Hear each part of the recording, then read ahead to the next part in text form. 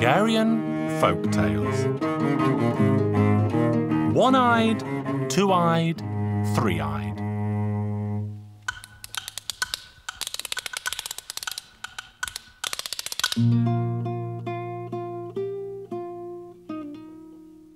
Once upon a time there lived a woman who had 3 daughters. The eldest daughter had 3 eyes, the middle one had 1 eye, and the youngest had 2 eyes. One day the woman decided to marry off her daughters.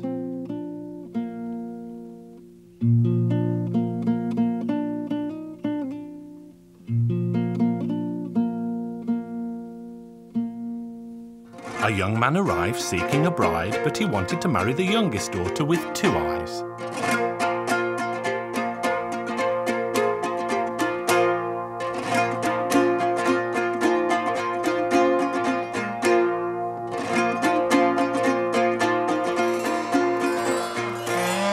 But the woman wanted to marry off her eldest daughter first.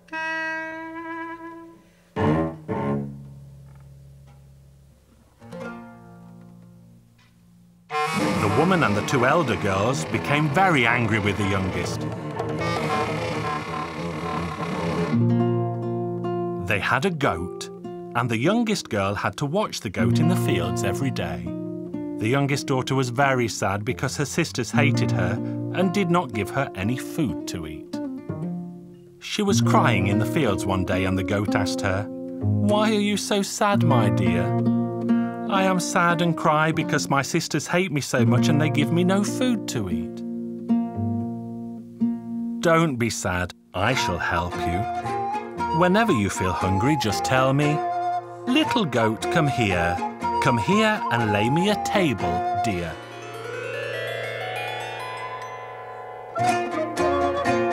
The youngest daughter did as the goat said, and from then on she left for the fields every morning in the best of moods.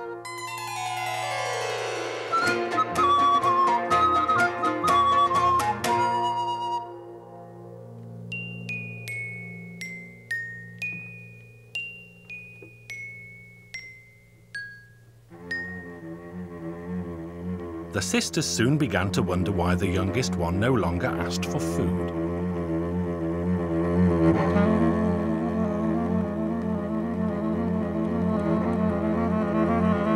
And they decided to spy on her. On the first day, the one-eyed daughter went with her 2-eyed sister to the fields to see what she did there all day. Both daughters sat down in the grass. "Lean your head in my lap," said the 2-eyed daughter to her 1-eyed sister. And as she lay down, her sister began to ask, "Are you awake or are you asleep, my sister?" And she kept on asking this until the 1-eyed sister fell fast asleep. Then the 2-eyed daughter said, "Little goat, come here and lay me a table, dear."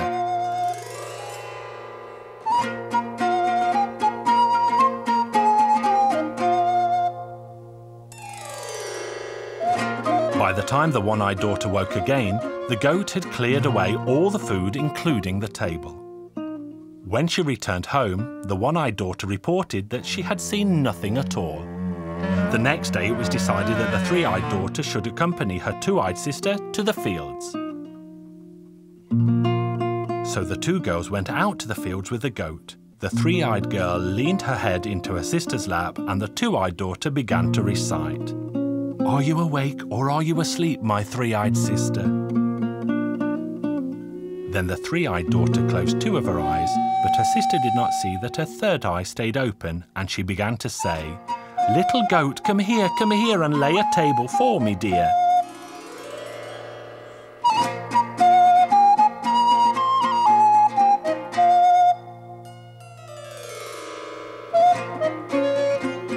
The 3-eyed daughter pretended to be fast asleep, and when she awoke, she did not tell her sister what she had learned while sleeping.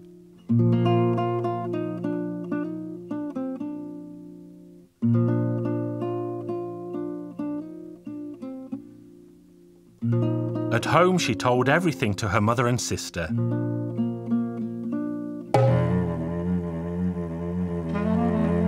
The youngest daughter became very sad when the three women decided to kill her pet goat.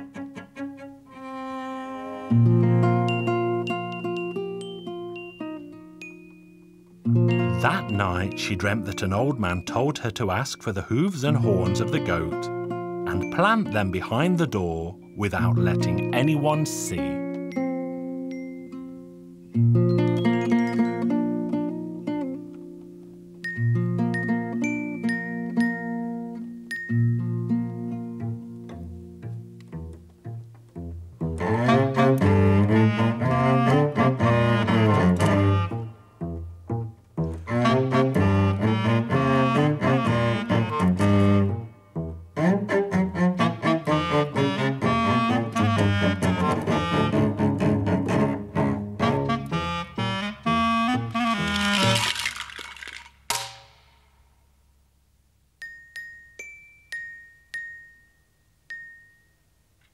So that is what she did. By morning, a fine apple tree had grown on that very spot.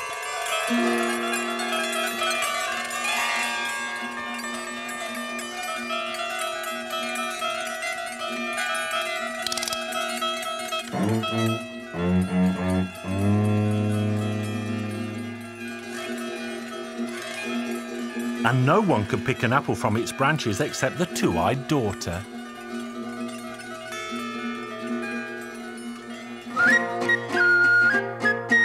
When the young man came, he asked the one-eyed daughter and the three-eyed daughter to pick him a golden apple from the tree, but neither could do it because the branches always pulled away from their grasp.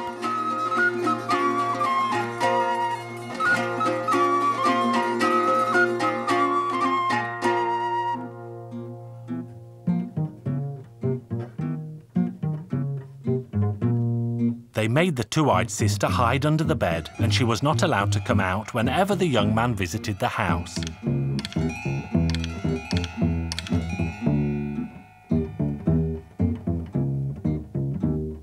But one day she rolled a golden apple out from under the bed, and the young man asked, "How did this apple roll here? Who rolled it here? I demand to see who did this thing." The two sisters said, "She is a dirty little nothing and you should not waste your eyes on her." Then the young man looked under the bed and saw the two-eyed daughter he loved so very much. He took her by the hand and led her away, saying that she must be his wife and no other. Off they went, and the two sisters stayed at home.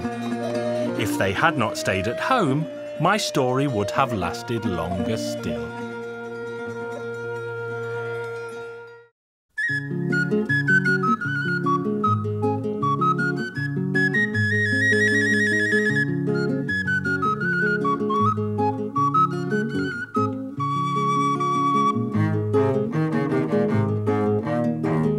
Hungarian folk tales. The Fox Princess. Once upon a time there was an old king, and he had 3 sons. The king was so old that he could not leave his castle, and so he had a church built in the grounds where he could pray. On the day that the church was at last complete, a bird began to sing on top of its tower. When the king heard the bird's song, he suddenly became a young man once more, and he ordered his sons to catch the bird. The eldest son climbed to the top of the tower, but as soon as he reached out to catch the bird, it flew away. The prince watched the bird as it flew, and he saw it land in a nearby forest. "Father, I saw where the bird flew. I shall pursue it. Godspeed, my son, and return with the bird as soon as you can." The young prince arrived at the forest as the sun began to set. He made a fire and ate his supper. Then he saw a fox. "Go, dog, and catch that fox." The fox stood and commanded, "May you and your dog turn to stone." So that is what happened. The next morning, the middle son climbed to the tower to catch the bird. He saw the same thing that his brother had seen, and as he came down from the tower, he said, "I too shall follow the bird." He reached the forest by sunset and also sat and ate his supper, and as he ate, he saw the fox. "Go, dog, and catch that fox." The fox stood and commanded, "May you and your dog turn to stone." On the third morning, the bird sang again. And so the youngest prince climbed the tower, but the bird flew away once more. The youngest son saw the same forest that his brothers had seen. He also followed the bird's flight and arrived at the forest as the sun was setting. He also made a fire and sat and ate his supper. Then he saw the fox. "Fine fox, do not bark. Come and share my food instead." "I would join you with pleasure, but I am afraid of your dog." "Don't be afraid. I shall tie it to a tree." "Prince, do you think the bird is in this tree?" "That's what I think. I saw it fly right here." "But that is not so. The bird is very far away, and don't be sad because we shall catch it." "The bird is in the land of the Red King, and that is 7 lands away. There is a pear tree in the garden of the king, and in that tree there is a hollow, and in that hollow lives the bird." Then the fox turned into a fine young man, and the two of them set forth.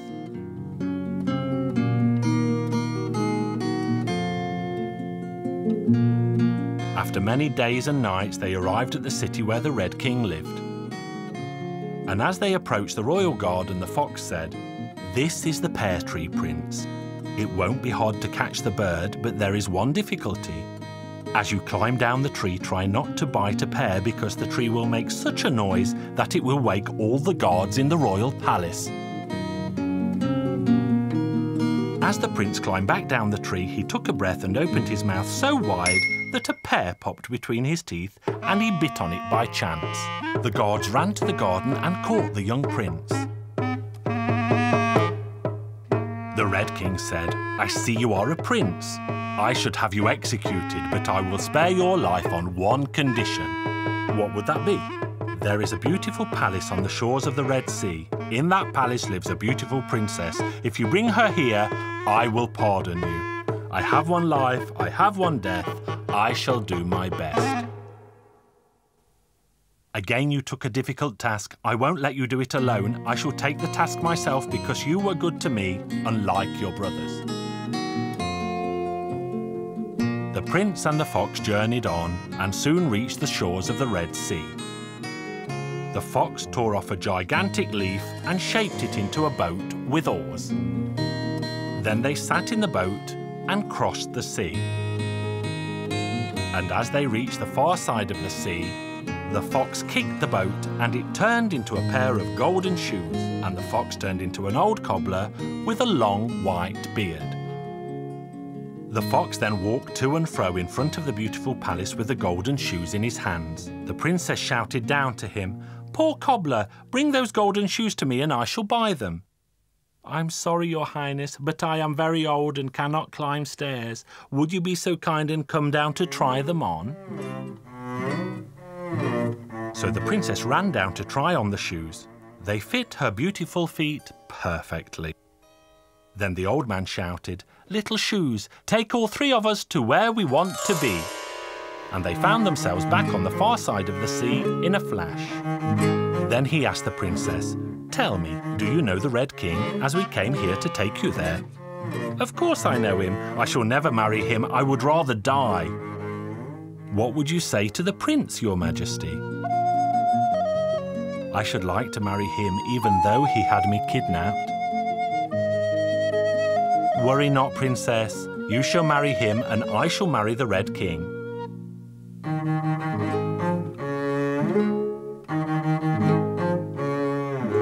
When they arrived back in the Red King's city, the fox did a somersault and changed into a pretty princess, much like the other.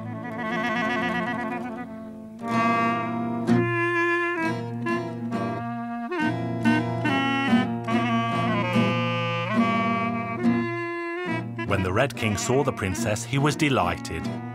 He gathered all his ministers and friends and began to prepare for a wedding feast. And as they were sitting around the table, one of the wedding guests said, "This princess is perfect, except for one fault." The other asked, "And what is that?" The gentleman replied, "Why, she has the eyes of a fox." What girl would not be ashamed when someone says she has the eyes of a fox? The bride hid under the table, did a somersault, and turned back into the fox and ran out of the room in the greatest of haste. By the time the guests came to their senses, the fox was far, far away.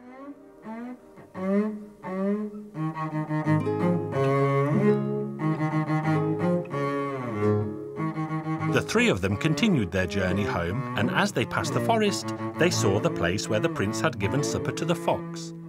Here the fox jumped down and said, "Do you see these figures of stone? They are your brothers, and these are their horses. How did they come to be here? They set their dogs on me, and so I turned them to stone. Would you like me to turn them back again?" "Of course I would. Every man loves his brothers." "Very well, I will turn them back, but you may be sorry I did." The fox then walked over and patted the stone statues. "Rise up and live once more." Both of them stood up, and the fox said, "Well, dear prince, I shall travel no further with you." They bid farewell to each other, and the fox left. The four of them travelled home together, but they soon began to quarrel. Was it fair the youngest son should marry first? So the two princes decided to kill their youngest brother. The eldest prince cut off his head with his sword. The fox knew this would happen, and it ran to find the head a distance from the body. It ran hither and thither and saw a snake with leaves in its mouth. "Hey, snake, give those leaves to me." "I will not. It took me 7 long years to find them." The fox stamped on the snake's tail, and it dropped the leaves on the ground. The fox picked the leaves up and ran to the prince. It rubbed the leaves on the prince's neck and put his head back in its proper place. The prince opened his eyes. "Oh, what a deep sleep I had. You fell asleep for eternity, but I saved your life. I told you your brothers would kill you and rob you of your wife. Take better care in the future. Godspeed." And then the fox vanished. The boy arrived home to his father with a little bird in his shirt. He placed the bird on top of the clock. The bird began to sing a beautiful tune, and the old king sprang to his feet like a young man once more. "Who brought this bird to me?" "It was me, father," said the youngest one. "What should I do with your troublesome brothers?" "Your Majesty, dear father, give them money and horses and let them go on their way. I never want to see them here again." And the two princes were banished from the land. The youngest prince married his beautiful bride, and they both lived happily ever after.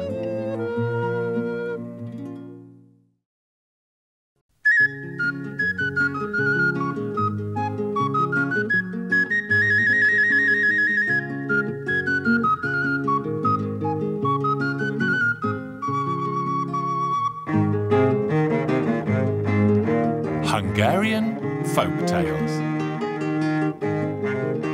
The Little Puli Dog.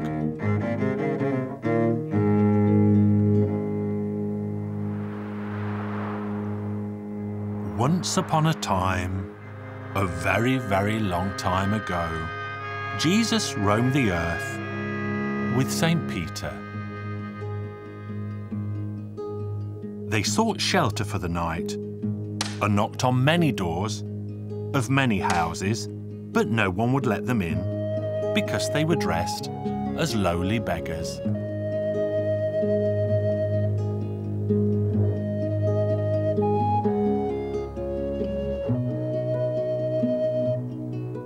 One day they came to the mansion house of a rich landowner. "Let us see if these good people will accommodate us for the night." So the two lowly beggars entered the house, where they were made warmly welcome. Their kind hosts made them a hot supper and gave them soft beds to sleep in that night. The next morning they thanked their kind hosts and left to go on their way. And as they left, Jesus said, "Peter, this man is rich and has everything in the world he needs, and yet there is still one vital thing that he lacks. We shall give him the gift of a beautiful baby boy, and we will provide that boy with whatever he needs whenever he asks for it." So the rich man called his servant John, and John overheard what the two beggars had said. Soon the woman of the house became heavy with child.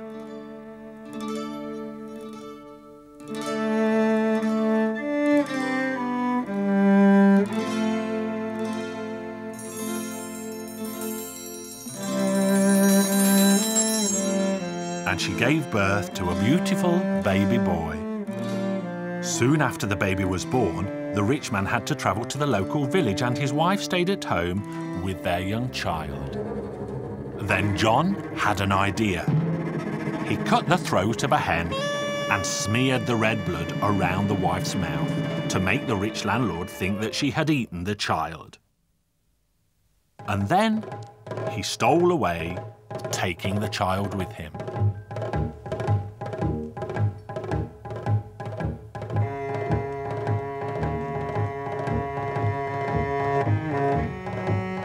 They rode and rode until they came to the town where the king lived. Here, John said to the boy, "Do you see, son, what a splendid palace the king lives in?" "I do, father." "Now ask for a much better one at the other end of the town." And so the boy asked for a palace, and it really was much more spectacular than the one the king owned. The locals soon began to gossip about the magnificent palace that had sprouted out of the ground overnight. Even the king became curious to see for himself, and so he went to the brand new palace and declared that it really was much grander than his own and had everything a man could wish for in a home. The king soon came to like John, and so he let him marry his beautiful daughter. But after the wedding was over, the princess began to question John. "Tell me, John, where did you get this beautiful boy from if you say that you have never been married before? And how come you own such a glorious home? Don't nag me, wife. I shall tell you everything one day."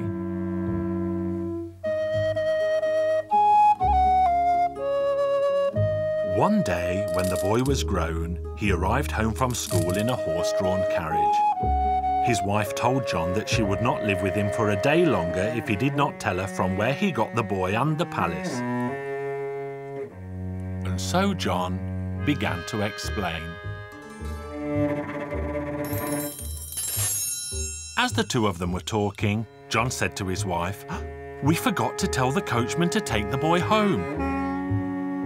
And as they opened the door, they saw that the boy had been standing outside and heard every word they had said. They called him to eat, but instead the boy went down to the stables and told the coachman to saddle him a horse as he planned to leave. When the horse was saddled, he told his father, "Now, John, you should turn into a black pulley dog and follow me." Then the boy, who had no name, left for home. By evening, he arrived at a mayor's house, where he asked for shelter for the night. The mayor and his wife made the boy supper, but when they offered food to his pulley dog, he told them not to. Instead, he gave the little dog coal to eat. In fact, the coal was still aflame from the fire. The mayor said, "I have never seen anything like it in my life that a prince should feed a fine dog with burning coal." "Mayor, have you ever heard of a person being buried alive?" "Yes, I have." "And did it happen far from this place?" "It's a long ride by horse from here." In the morning, the prince awoke and again fed the pulley dog with burning coal. And he rode until he eventually arrived at a second village. Here again he sought shelter with the local mayor. They fed him a fine meal, and again he asked for burning coal to feed his pulley dog. The mayor said, "I have never heard of such a thing before. How is it that such a fine dog eats hot coals?" "Yes, but have you ever heard, Mayor, of a person being buried alive?" "I have, and it happened not far from here. If you ride fast, you will soon be there." So after a good night's sleep, the prince continued his journey. He arrived in his own village the next day at noon, where again he sought shelter with the local mayor. They fed him a fine meal, and again he asked for burning coal to feed his pulley dog. "I have never heard of such a thing before. How is it that such a fine dog eats hot coals?" "Yes, but have you ever heard, Mayor, of a person being buried alive?" "Yes, I have, and it happened here." Is the man still alive who buried the woman alive? Yes, he is. Then please, Mayor, come with me. Then they went to see the landlord. But he had become so poor during the last 16 years that all he had was a pile of burning coal in the middle of his house and nothing more. The prince strode up to the pile of coal and gave a piece to his pulley dog to eat. I have never heard of such a thing before. How is it that such a fine dog eats hot coals? Yes, but have you ever heard of a person being buried alive? Yes, it happened to be my wife. Could you show me where she was buried? I was not in the cemetery, so I don't know where they buried her. That is such a shame. Is there a man or woman alive who attended that funeral? Yes, there is. Go then and call those people here. So off the landowner went and called his neighbours. Then they went to the cemetery and the neighbours told the prince which grave was his mother's. As the boy stopped in front of the grave, he said, "Dark wooden coffin, come up to the light." And the coffin came up at once. "Open your lid, coffin." The lid of the coffin sprang open. His mother was still alive in the coffin and she was sewing a shirt for her son. Then he took his mother by her arm and led her to his father. "Well, father, do you recognise her as your wife?" "Yes, I do. Pulley dog, you must turn back into John at once." And the pulley dog turned back into John. "Do you recognise this man as your servant?" "Yes." "Do you recognise me as your son?" "Yes." That was why my dear mother had to suffer for 16 long years under the ground. John, take the horse, ride home and live a happy life with your wife.